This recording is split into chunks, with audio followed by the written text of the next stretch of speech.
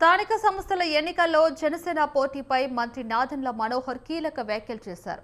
2024లో పొత్తు రాష్ట్ర ప్రయోజనాల కోసం పవన్ కళ్యాణ్ తీసుకున్న నిర్ణయమని, అప్పటి పరిస్థితిని బట్టి ఒక అడుగు వెనక్కు తగ్గామని అధినేత చెప్పారన్నారు. అప్పుడు వర్తించిన ఫార్ములా స్థానిక సంస్థల ఎన్నికల్లో కూడా ఉంటుందని వచ్చిన వార్తలు సరికాదని మనోహర్ స్పష్టం చేశారు. ఎన్డీఏ కూటమి సమావేశంలో పొత్తులపై నిర్ణయం తీసుకుంటామని తెలిపారు. స్థానిక పరిస్థితులు, పార్టీ బలాబలాలను బట్టి ఎవరికి ఎన్ని అనేది నిర్ణయం ఉంటుందని వివరించారు. కూటమి బలోపేతమే ప్రధాన లక్ష్యమని స్పష్టం చేశారు. జనసేనలో కష్టపడి పనిచేసే వారికి ఎన్నికల్లో పోటీ చేసే అవకాశం కల్పిస్తామన్నారు. దృష్టిలో పెట్టుకొని సార్వత్రిక ఎన్నికలప్పుడు అవసరమైతే మనం తగ్గుదాం,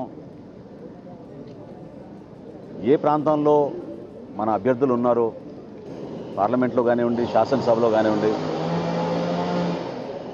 వాళ్ళందరికీ కూడా పోటీ చేసే అవకాశం ప్రతి ఒక్కరికి ఈ సందర్భంలో కల్పించలేకపోతామేమో. కానీ రాబోయే రోజుల్లో పార్టీని బలోపేతం చేసుకుంటూ ముందుకెళ్దాం. 2024లో జరిగిన ఎన్నికలు మాత్రం ఓటు చీలనివ్వం అనే మాట ఆయన ఇచ్చినందుకు దాన్ని గౌరవించుకుంటూ ఎక్కడ కూడా పొరపాటు లేకుండా ఆయన నిలబడ్డారు. సో కూటమిలో మేము 4 అడుగులు వెనకేసినా కూడా. స్థానిక సంస్థల ఎన్నికల్లో జనసేన పోటీపై మంత్రి నాదెండ్ల మనోహర్ కీలక వ్యాఖ్యలు చేశారు. 2024లో పొత్తు రాష్ట్ర ప్రయోజనాల కోసం పవన్ కళ్యాణ్ తీసుకున్న నిర్ణయమని, అప్పటి పరిస్థితిని బట్టి ఒక అడుగు వెనక్కు తగ్గామని అధినేత చెప్పారన్నారు. అప్పుడు వర్తించిన ఫార్ములా స్థానిక సంస్థల ఎన్నికల్లో కూడా ఉంటుందని వచ్చిన వార్తలు సరికాదని మనోహర్ స్పష్టం చేశారు. ఎన్డీఏ కూటమి సమావేశంలో పొత్తులపై నిర్ణయం తీసుకుంటామని తెలిపారు. స్థానిక పరిస్థితులు, పార్టీ బలాబలాలను బట్టి ఎవరికి ఎన్ని అనేది నిర్ణయం ఉంటుందని వివరించారు.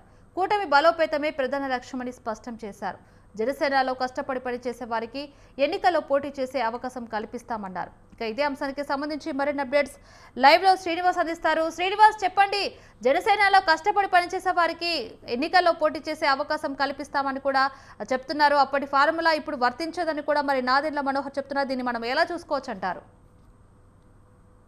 ఆంధ్రప్రదేశ్ లో మరొకసారి నాదెండ్ల మనోహర్ చేసినటువంటి కామెంట్స్ కీలక చర్చాంశంగా మారిందని చెప్పుకోవచ్చు. అయితే సోషల్ మీడియాలో వైరల్ అవుతున్నటువంటి నాదెండ్ల మనోహర్ కామెంట్స్ ఏవైతున్నాయో దాని మీద పూర్తిగా అంటే 2024 ఫార్ములా ఏదైతే ఉందో అది 2026 జరిగేటువంటి స్థానిక సంస్థాగత ఎన్నికలకు సంబంధించి వర్తించుతుంటూ కూడా ఆయన చేసినటువంటి కీలక వ్యాఖ్యలు ఈ రోజు రాజకీయాల్లో చర్చాంశంగా మారింది. అంటే కూటమిలో ఏమైనా విభేదాలు ఉన్నాయా, గ్యాప్ ఏమైనా ఉందా అనే దాని మీద ఒక అంశం మొదలైతే గనక జన సైనికుల్లో నడుస్తున్నటువంటి ప్రధాన చర్చ ఏంటంటే కూటమికి సంబంధించినటువంటి అంటే ఏదైతే నిర్ణయాలు ముఖ్యమంత్రి చంద్రబాబు అదేవిధంగా పవన్ కళ్యాణ్ సమిష్టిగా తీసుకున్న నిర్ణయాలు, ఈ నిర్ణయాలు ఏమన్నా విభేదాలు ఏమన్నా తలెత్తే అవకాశం ఉందా, లేదంటే 2026 జరిగేటువంటి స్థానిక సంస్థాగత ఎన్నికలకు సంబంధించి ఏమన్నా జనసేనకి అన్యాయం జరిగేది అంశం ఉందనే దాని మీద కూడా కీలక చర్చగా నడుస్తున్నటువంటి పరిస్థితి కూడా చెప్పవచ్చు. అయితే దీనికి ప్రధానంగా 2 అంశాలుగానే మనం రాజకీయ అంశాల్లో ఈ రోజు దీన్ని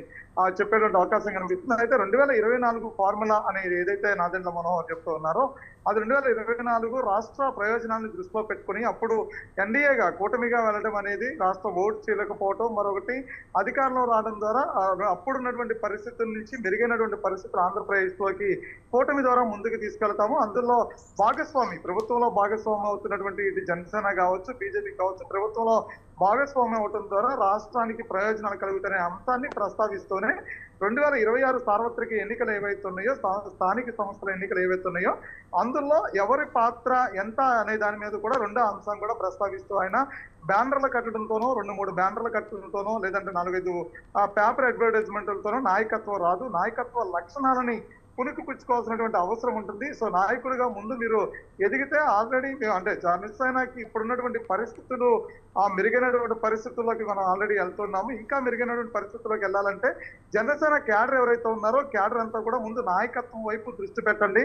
మనం ఇండివిజువల్ గా భవిష్యత్తులో ఎప్పటికైనా మనం ఇండివిజువల్ గా ముందుకెళ్తే కనుక ఆ రోజు మన నాయకత్వం మనకి సొంత పనం అవుతుందనే అంశాన్ని ముందు చూపుతో చెప్పారనేది అంశం కూడా ఇది 2వ పాయింట్ గా కనిపిస్తుంది. అయితే మొదటి పాయింట్ లో ఉన్నటువంటి అంశాలని వక్రీకరిస్తున్నారు అంటూ కూడా ఇప్పుడు కొంతమంది జన సైనికులు టీడీపీకి మధ్య జనసేనకి మధ్య గ్యాప్ తీసుకొచ్చే విధంగా కూడా నాదెండ్ల మనోహర్ వ్యాఖ్యల్ని వక్రీకరిస్తున్నారు అని చెప్తున్నటువంటి పరిస్థితి ఉంది. అందులో ప్రధానంగా నాదెండ్ల మనోహర్ రాష్ట్ర ప్రయోజనాల దృష్ట్యా సార్వత్రిక ఎన్నికలు అతిపెద్ద ఎన్నిక కాబట్టి దాని రాష్ట్ర ప్రయోజనాల దృష్ట్యా ముందుకెళ్ళినటువంటి పరిస్థితి ఉంది.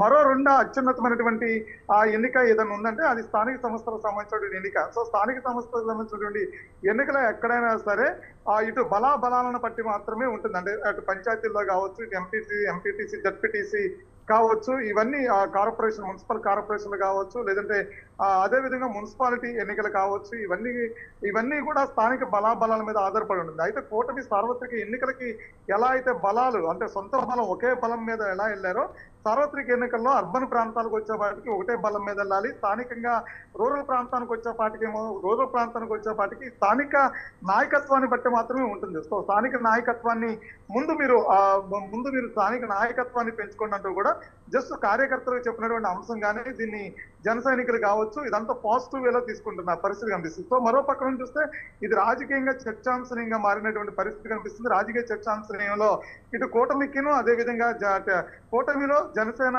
పాత్ర సపరేటా అనేటువంటి మరొక వాయిస్ కూడా వినిపిస్తున్నటువంటి పరిస్థితి ఉంది. సో ఇక్కడ కూటమిలో జనసేన సపరేట్ వాయిస్ కాదు, ఎన్నికలకు వెళ్ళినప్పుడు మరొకసారి కూటమిగానే కలిసి వెళ్తాము, స్థానిక బలాబలగాలను బట్టి, పార్టీ బలాబలాలను బట్టి, అంతేకాకుండా కలిసి ఉంటేనే ఆ రాష్ట్రానికి ప్రయోజనం అని చెప్పని ఎలా అయితే సార్వత్రిక ఎన్నికలకు వెళ్తామో అదే రీతిలో వెళ్తామని చెప్పనే దాని మీద కూడా ఆ గతంలో అనేక సందర్భాలు చెప్పినటువంటి పరిస్థితి ఉంది. సో ఈ వ్యాఖ్యలు ఎటు దారి తీస్తున్నాయి అనేది ఇప్పుడు రాజకీయాలు నడుస్తున్నటువంటి చర్చ ప్రకారం చూస్తే కనుక ఈ వ్యాఖ్యలు డిఫరెంట్ వేవ్స్ లో కనుక దారి తీసిన పరిస్థితి కనిపిస్తుంది. జన సైనికుల్లో కొంతమంది అసంతృప్తితో ఉన్నారు, కొంతమంది పూర్తి స్థాయిలో ఇక్కడ రాజకీయాల్లో ద్వేషం అంటే ఆ కూటమిలో గ్యాప్ ఉందనేటువంటి అంశాన్ని కూడా ప్రస్తావిస్తున్న పరిస్థితి ఉంది. సో ఏదైనప్పుడు కూడా దీని మీద మళ్ళీ నాదెళ్ల మనోహరే క్లారిటీ ఇస్తే బాగుంటుంది అనేది కూడా కొంత రాజకీయ వర్గాల్లో చర్చగా కూడా వినిపిస్తున్న నేపథ్యం కనిపిస్తుంది. Right, thank you Srinivas.